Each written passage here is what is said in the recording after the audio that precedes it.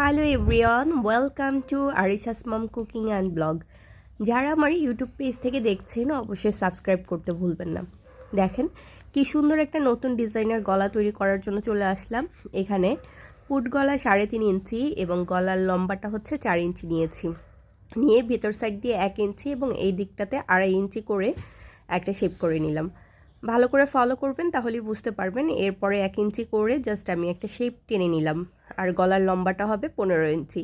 So 15 ইঞ্চিতে 1 ইঞ্চি 1 ইঞ্চি করে একটা শেপ দিচ্ছি। কিভাবে শেপ দিচ্ছি এটা ফলো না করলে আপনারা বুঝতে পারবেন না। এবার এখান থেকে 1 ইঞ্চি এবং তারপরে আবারও 1 ইঞ্চি নিচে নেমে এটা একটা কোনা শেপ করে নিলাম। এরপরে এখান থেকে রাউন্ড শেপ। সো দেখতে একটু কষ্ট হলেও ডিজাইনটা কিন্তু এত সুন্দর। আর যারা এই ধরনের লেসগুলো ইউজ করেন, এগুলো গলায় লেস দেখা যায় যে দেওয়ার সময় চিন্তা করতে হয় যে কি ডিজাইনের করব। তো এরকম একটা সুন্দর গলা যদি আপনারা একটা জামাতে করেন কটন কাপড়ে, দেখবেন জামার লুকটাই চেঞ্জ হয়ে গেছে। সো ডিজাইনটা করে নিলাম। এবার হচ্ছে এই পার্টটা কিভাবে বসাবো সেটাই আপনাদের সাথে শেয়ার করব। তো ফার্স্টে ফিউজিনের যে চিকচিক যেই কাপড়ের গ্লেসটা সেটা নিচ সাইডে দিয়ে আমি এখানে আয়রন করে নিলাম এবং 1/2 ইঞ্চির একটু বেশি রেখে 4 সাইড দিয়েই আমি কাপড় কেটে নিলাম। এরপরে যেখানে যেখানে কোনা শেপ চলে আসছে ওখান থেকে কেটে নিয়েছি এবং আমার যে গ্লুটা ছিল ওটা ফিউজিনের উপরে বসিয়ে দিয়ে আমি জাস্ট এক্সট্রা কাপড়টাকে এইভাবে গাম দিয়ে লাগিয়ে নিয়েছি। দেখেন এভাবে যদি একটা গ্লু সাথে থাকে তাহলে দেখা যায় যে একটা ডিজাইনের উপরে বারবার সেলাই পড়ে না, আর এর ক্ষেত্রে জামার ডিজাইনটাও অসাধারণ হয়। তো এই তো আমার গলা বসানো শেষ।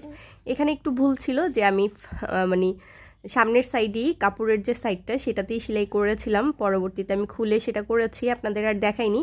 নিয়ম একই থাকবে, জাস্ট এইখানে যে ভাপারটা কাপড়ের ভাপাট না রেখে আপনারা উল্টা সাইডে রেখে দিবেন। দেখেন তো এক্সপিরিয়েন্স আমারও কিন্তু ভুল হয়, তো আপনাদেরও ভুল হতেই পারে, এটা কোনো ব্যাপার না। আবারও বলে দিচ্ছি, এই যে আমি ভাপাটে রেখে সেলাই করেছি আপনারা এটা করবেন না, আপনারা উল্টা সাইডে সেলাই করবেন যাতে ডিজাইনটা পরবর্তীতে উল্টালে ভাপাটে চলে আসে। আশা করি যারা এরকম ডিজাইন করতে যাবেন অবশ্যই কিছু হলেও আপনারা বুঝেন। সো কোথায় রাখতে হবে আমি বলে দিলাম, আপনারাও ওইভাবে ঠিক করে নেবেন। এরপরে আমি গলাটা যেভাবে কাটতে হয় সেমভাবেই কেটে নিয়েছি। কেটে এবার কোনাগুলো কেটে দিলাম। এরপরে গলাটাকে উল্টাবো। তো এইখানেই যখন দেখলাম তখনই আমি আমার ভুলটা ধরতে পেরেছিলাম। পরে হচ্ছে আবার কেটে এটা ঠিক করেছি। এখন বুঝতে পেরেছেন আমি কি ঠিক করেছি? উল্টা সাইডে সেলাই করে এটা ভাপাটে নিয়ে আসছিলাম। এবার এই জিনিসটা যাতে নড়ে না যায় এজন্য আমি বরাবর রেখে পিন করে দিলাম।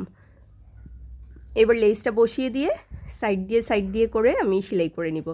তো দেখেন তো কি সুন্দর করে খুব সহজেই একটা ডিজাইনার গলা তৈরি করে ফেললাম, আর জামার লুকটা কিন্তু ভীষণ সুন্দর হয়েছে।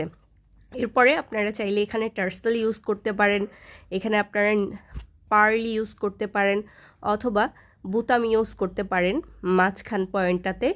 যেভাবেই করেন না কেন সুন্দর লাগবে। তো আমি এখনও ফাইনালি ডিসিশন নিইনি যে কি দিব, তারপর একটু জাস্ট আপনাদের দেখানোর জন্য দেখিয়ে দিলাম যে এখানে আমি মিরর যে ছিল আমার কাছে, তো ওখান থেকে 3টা মিরর আমি এখানে বসিয়ে দিয়েছি এই যে মাঝখান জায়গাটাতে।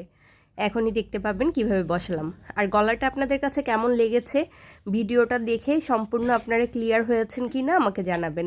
ভালো লাগলে কিন্তু লাইক কমেন্ট শেয়ার দিতে ভুলবেন না। আল্লাহ হাফেজ, আসসালামু।